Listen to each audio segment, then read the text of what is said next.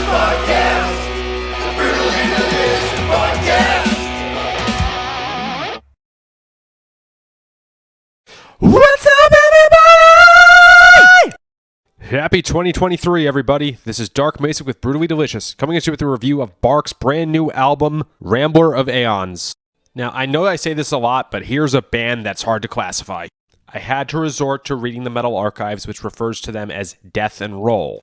That's a fun little description. I'm not sure I'd ever heard it before, but even then, I don't think that really encompasses their sound.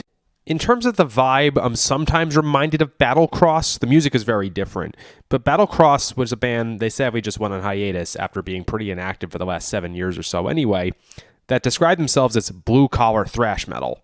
Right from the get-go, we have heavy, modern-ish riffing, gang vocals, lots of energy, a great way to kick off the album. The guitars sound great, the vocal production is really good.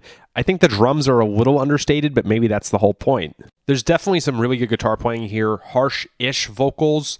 Definitely good for me to get out of my wheelhouse. I'm enjoying this. Sonically, I hear some Pantera, not a ton, more in the attitude per se. It took me a while to come to this. I think like 5 songs into the album it hit me.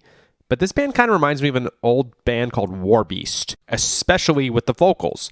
Warbeast's vocalist was Bruce Corbett. He was best known for singing for Rigor Mortis. He sadly passed away a couple of years ago.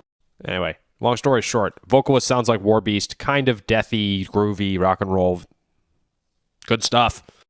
Getting into some songs. Back from the Grave was a really good standout. I thought that one had a great groove to it. It is so fucking cool that they wrote a song about the dead man's hand. For those unfamiliar, that's Black Aces and Eights. It's referenced in Ace of Spades by Motorhead. It got its name from the fact that Wild Bill Hickok was holding these cards when he was shot. I wish I had some lyrics for this one. I could make out things like Aces and Eights and Dead Man's Hand, but there's probably some really cool stuff they're singing about that I just couldn't get on a first pass. The song Fuck You Is My Etiquette. I need to accuse this band of being dishonest because they are from Antwerp, but they sound like they're from fucking Texas. Except for Battlecross, who are from Michigan. Every band I've compared them to was from Texas. And this song that's like the most Texan thing I've ever heard. At the very least, who the hell is hearing this and thinking, oh gee, this band's definitely from Belgium? And in my opinion, the best song on the album, Still Walking. This is where the band really shows off some melody.